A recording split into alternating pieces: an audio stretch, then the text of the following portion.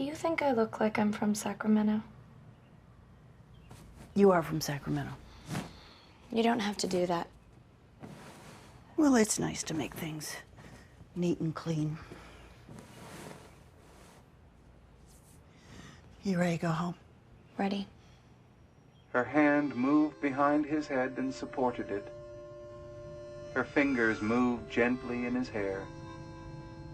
She looked up and across the barn, and her lips came together and smiled mysteriously. You've been listening to The Grapes of Wrath by John Steinbeck. If you... Our college trip took 21 hours and 5 minutes.